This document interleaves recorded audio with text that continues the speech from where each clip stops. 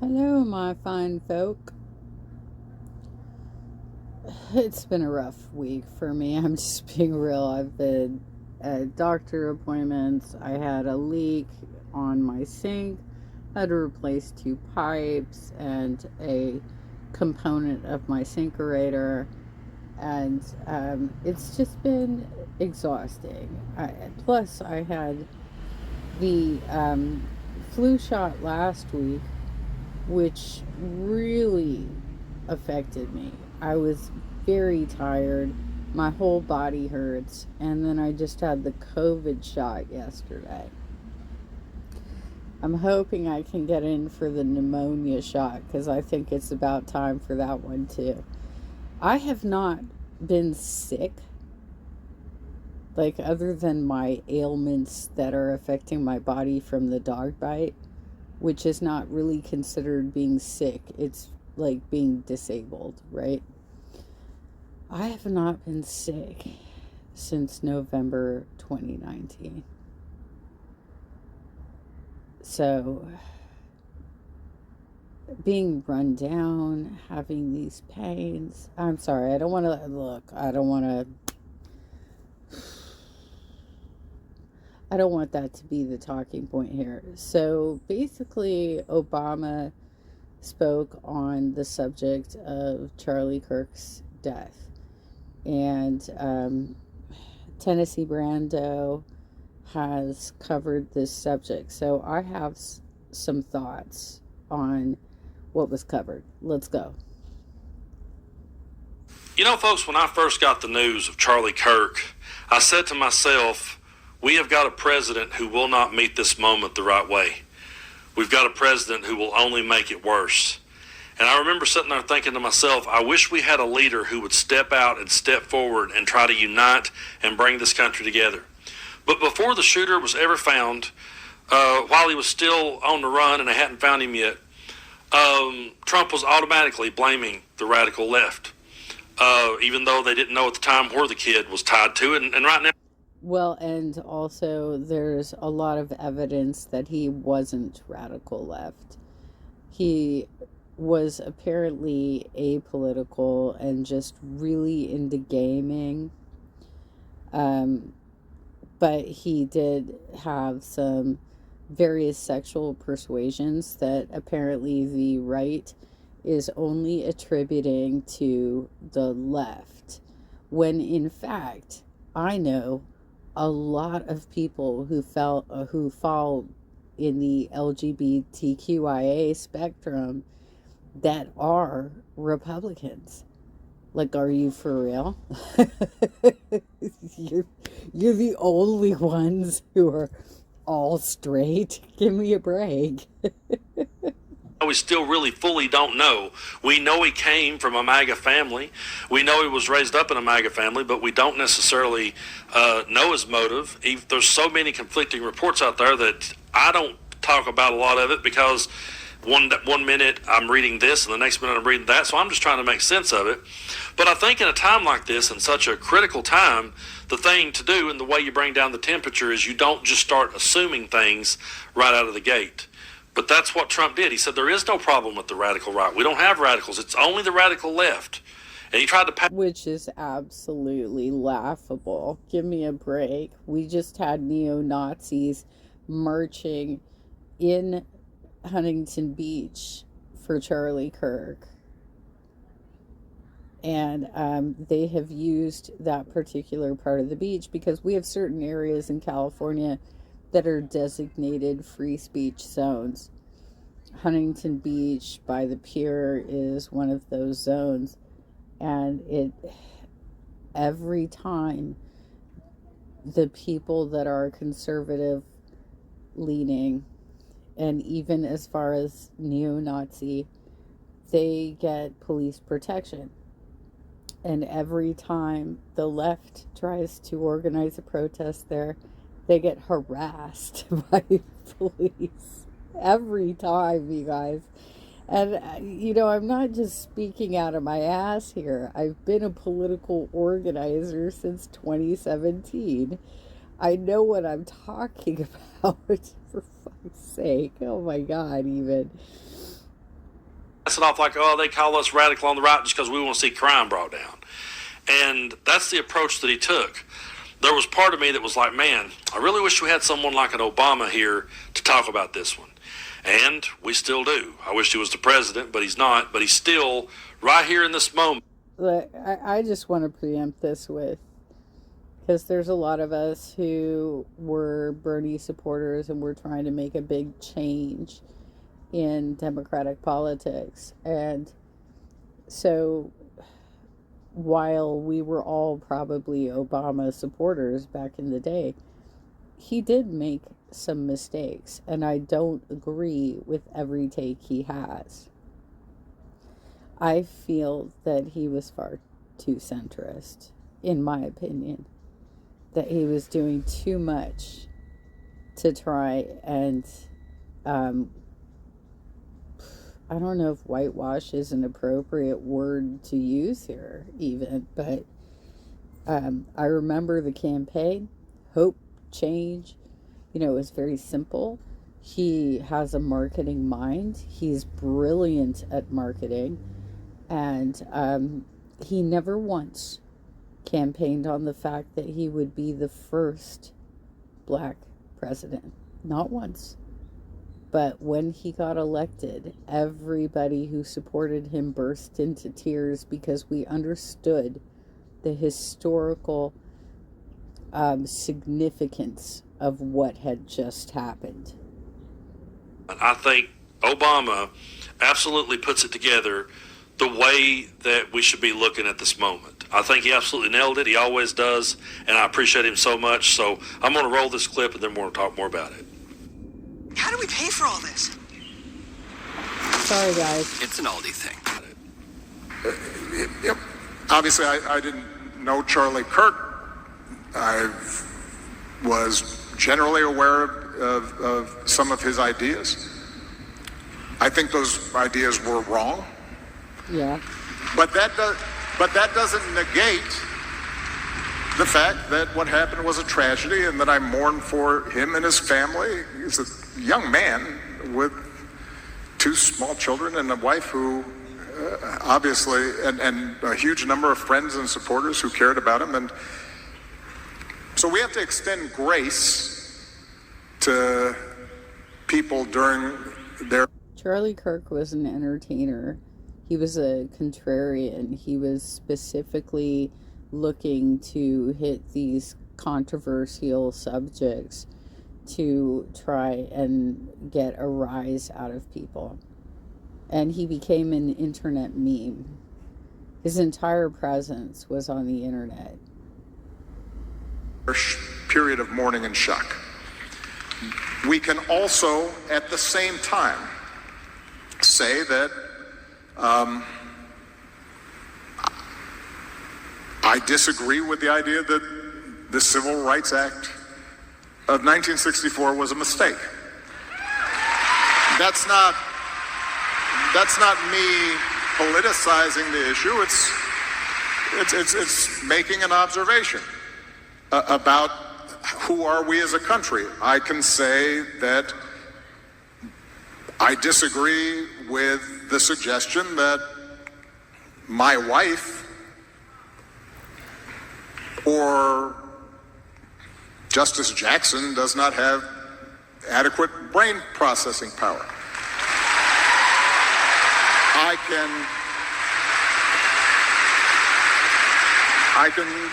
can say that I disagree that Martin Luther King was awful. I can disagree with some of the broader suggestions of that liberals and Democrats are promoting a conspiracy to displace whites and replace them by... Yeah, that's total projection. The only people who are promoting conspiracies for the most part are conservatives and far right. I wouldn't say those conservatives that are a little bit towards the middle, They basically just fall in line and vote for whoever is going to keep their taxes down, right? That's their primary goal, is they want to pay less in taxes. So they don't care if the national debt goes up. That's really where they land. Ushering in illegal immigrants. Those are all topics that we have to be able to discuss honestly and forthrightly, while we still insist that in that. Well, I think the immigration system needs a total overhaul, because as it stands currently, you can only immigrate to the U.S. if you have kind of like a high paying job, when in fact 10% of the U.S., the California agriculture community are undocumented immigrants. And the reason that is because, first of all, they can just stay here for a couple of months during a certain growing season and then go back home. They don't necessarily want to be American citizens. Even George W. Bush talked about doing like some sort of worker program where they could cross the border and help with this. These are the types of jobs that domesticated Americans, I guess is probably the best term there, do not want to perform. They don't want to be in the sun all day picking strawberries. Let's be real. Process of debate, we respect other people's right to say things that we profoundly disagree with. That's how we should approach this. Now, hi, it's Mark Elias, and I am proud to be helping lead the... I think he's spot on right there. We can absolutely extend grace, and we understand that there were a lot of people that loved Charlie Kirk, cared about him deeply, looked up to him, admired him. We understand that they're grieving, and we can give them grace. At the same time, we can't sit back and not go to bat against his ideas. So when it happened, I said here on the channel, I condemn the violence. This is never the answer. It's the worst thing for our country. We do not need it. We need to come together. We need unity. And we can extend grace to Charlie Kirk and to his family and to his kids. But at the same time, it doesn't mean that his ideas suddenly became good overnight. They didn't. Charlie Kirk's ideas were bad when he was alive and when he was saying them, and they're bad now and him not even here. They're still bad, and we will still debate them. And we're also talking about a kid, not a kid, but he was a young man, he was 22, who dressed up as Pepe the Frog last year. He had probably a very basic knowledge of politics, but wasn't too deep into it, because based on what they've found so far, it seems like he was involved in gaming communities. And there is a lot of speculation from the reaction channels that some of the evidence the FBI is collecting has been falsified. This is going to be a problem too. If the text messages that the suspected assassin had with the suspected furry transgender partner are reviewed, there is a strong chance that they can say that doesn't look like any other communications they ever had together. There is no, back in the aughts, right? Like the early aughts, the mid aughts, they described, they being like people I knew online, right? Described an internet language called Leet. And it was abbreviating things with numbers and letters. And gaming culture would be using that type of uh, language to shorten words. They wouldn't be typing out fucking novels to each other, you know? And the way that MAGA loves to spin this is that Charlie Kirk died for free speech, that he died just wanting to have an open debate, that he died for his opinion. Well, if he was a guy that just was trying to have a debate and these were just his opinions, then we're having debates and we have opinions too. And we didn't want to see the political violence. We condemned it. We will always condemn it. We'll always call it out. I'm never going to say that's the answer, because it's not. You beat people's ideas by expressing yourself in a way that defeats their ideas, and you win people over to your side by making a better argument against it. And that's what we try to do every day when we're sitting down here talking to one another. I'm just trying to come up with another way of looking at things. And you're free to agree with me or disagree with me. You're free to hit the subscribe button, and thank y'all. Well, apparently not, according to President Trump. So Jimmy Kimmel was recently not totally let go, but suspended from his show because Trump is threatening to get the FCC involved which I mean, our government would have to be so goddamn corrupt for that to actually go anywhere. Yet Sinclair put him on suspension as a result of some pretty harmless jokes on his show. And I would be much surprised. I'm not involved in the activist community anymore because I have difficulty walking. I'm crippled at this point.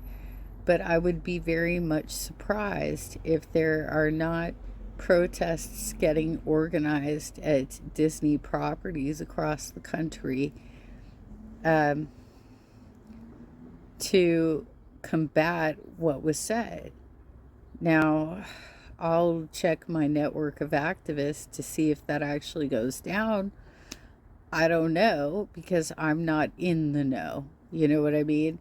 I'm not really paying attention to a lot of stuff anymore. So there's that. So much for the ones that have. You're free to unsubscribe if you don't like something I say. That's perfectly okay. You're not going to see me. I don't come on here and say, hey, why did I lose a subscriber over this? You're free to leave. You're free to stay. I appreciate you either way. That's just how I look at it. But I'm also a person that does not believe in jumping to conclusions and does not believe in fanning the flames. So that's why a lot of times I do react to the news a little bit later than some of the rest, because I'm not a guy that's breaking the news to you. I'm a guy that's reacting to it. So there's a lot of times that I need more time to think about it before I speak. Sometimes, I can jump in depending on what it is and talk about it. But there's other things that it's like, I need to know more about this story before I go putting it out there into the world, and I need to have a better understanding about it. I agree, and that's why I've kind of taken this slowly as well, because I don't know what was going on in this young man's head, and the evidence of what he was doing in his home life does not support the story that Kash Patel is trying to sell, which, by the way, he should have excused himself, or is the word recused? He should have stepped down from the investigation because of his close relationship with Charlie Kirk. That was inappropriate. He cannot act with, in my mind, in my opinion, he cannot act independently as somebody investigating the scenario if he was like able to pick up the phone and talk to this guy and had multiple communications with him. I wouldn't want to do that if it was somebody that close to me. Why? He's just trying to get a win, and he thinks that because Trump put so many resources on it, some that were not even necessary. Like, um, one of the resources they deployed was like, um, hostages, like, saving hostages. There were no hostages. At least, you know what? All I can do is go with the news as it's presented. And it seems like the information that gets released is so bogus that it's hard to follow the story. And we didn't see that from the right. We didn't see that at all. They immediately said they did this. It was immediately the radical left, or it was a trans person, or it was someone that it was immediately they did this. They could never entertain the idea that it was anything else. Now, I was saying this earlier to my family, and they didn't like to hear me say it. They didn't like the sound of it. They told me, "Oh, don't say that. That's awful." But I just want to make a point so y'all understand, and I want to be real with you so you understand the kind of person that I am. If I was out somewhere and all of a sudden, let's say I just took one right to the shoulder, and I know I'm going to make it, I'm going to be okay, but I've got one sticking right here in my damn shoulder. If one of my friends jumped to their feet and said, "They did this, MAGA did this, Trump did this, Trump supporters did this," I would immediately start saying on the stretcher, "Hey, listen, don't say that. Do not put that out in there to the world. Do not say that out loud until we know for sure what happened." I would be saying that if I was dying, because that's the type of person I am. That's what I believe in. I don't believe in sitting there and throwing stones at people when you don't even know what the fuck you're talking about. Yeah, and just to go back to this whole Peppy the Frog costume that this guy dressed up in last year, um, was he doing that because he is alt-right, because he's a neo-Nazi, or was he doing that as some sort of joke? Like, what do we know exactly about his head? Because apparently his family was more concerned with teaching him how to operate a rifle than checking his well-being. But there was a whole lot of people that was absolutely calling for more bloodshed, and then you have J.D. Vance going out and saying, "Hey, yeah, dox people. Call their employer. Get them fired." The same guy, by the way, that said, "Oh, we're the party of free speech. We're going to bring, there's a new sheriff in town. He's going to bring back free speech, even if we disagree with you. Right. We're going to fight for your right to say it." The same guy that said we're going to fight for your right to say it is now saying call their employer and get them shut down. Wow. I understand he's angry. I understand he's pissed off. But Charlie Kirk himself said that hate speech was free speech, ugly speech was free speech, unpopular speech was free speech. I believe that too. So you're free to agree or disagree. That's what this country should have been about.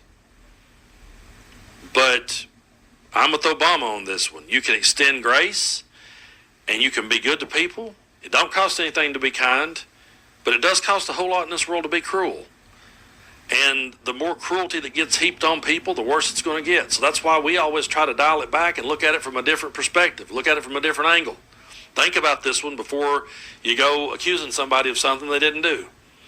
And I've heard so many different stories, and the stories have changed so drastically that I'm just not a big fan of the speculation. One of my biggest pet peeves is when you're sitting around just listening. Usually if you go in a barbershop and there's a bunch of guys sitting around waiting on a haircut, it's like I hate that rhetoric of, you know what I heard? I heard this. And I heard this guy said, who's this guy? Who is he? Where's he from? What's he know? Who you talking about? I saw this guy say this. Well, no, I don't believe that because I heard a guy say. And they sit there and then finally I've seen people literally come to conclude, yep, that's what it was. That's it. That's exactly why my earlier coverage was entirely from the perspective of this is how they're probably investigating. Because I don't know what happened. Do you really know what happened? Do you really know what was in the headspace of this 22-year-old?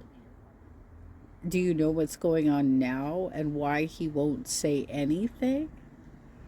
Has he been assigned a lawyer? Is he working with his lawyer on a strategy? Like, how do we know what's going on when Fox News is dominating the airways with this story? And I'm not seeing a lot of other channels covering it. And you're sitting there going, you don't know. You don't know what it was. So I do believe that we can have both for Charlie Kirk. We can give grace to his family. We can have compassion, have empathy, and have sympathy for people, and at the same time stand up for what we believe. And in order to stand up for what we believe, I got bad news for him. We're always going to have to be standing against what Charlie Kirk believed because we disagreed with it. And according to MAGA, actually not according to MAGA, it's according to the United States Constitution, we have freedom of speech. We have a First Amendment right to say the things we want to say. Yeah, and Fox News apparently loves that bullshit. They had one of their hosts say that we should euthanize all of the homeless people. Like the homeless people could afford a rifle like that. What the hell even? Why did this even come up for conversation? Why was this part of the conversation? So we need to provide less humanitarian efforts to, clear up our society and make it safer for everybody, because this guy hates homeless people and thinks they should be euthanized. He ended up having to apologize. He did not get put on leave without whatever it is that they did to fucking Jimmy Kimmel. Jimmy Kimmel didn't even say anything as extreme as that. All he did was point out the fact that Donald Trump didn't seem to really care, and then he immediately started talking about the ballroom. So did Charlie Kirk. So to shut down people and silence people while at the same time saying he died for free speech is one of the most hypocritical things that I've ever seen. But I shouldn't be shocked, because that's the type of people we're up against. And unfortunately, we're going to be up against for a long time. But we'll keep putting in the work. We'll keep standing on the side with our issues. And we will hopefully we'll make it to a midterms. Hopefully we'll have a midterms. And just the fact that I'm saying that, just the fact that I'm actually saying hopefully we have a midterms, that should be a giant red flag to people. It truly should be. Yeah, so like I said, I've been going through some major health issues. So hopefully I'll get back to producing at least one video per day. I'm going to do my best to do that. But it's been rough, you guys. So, I guess just wish me well or something. I'd appreciate that in the comments. Thank you so much. Take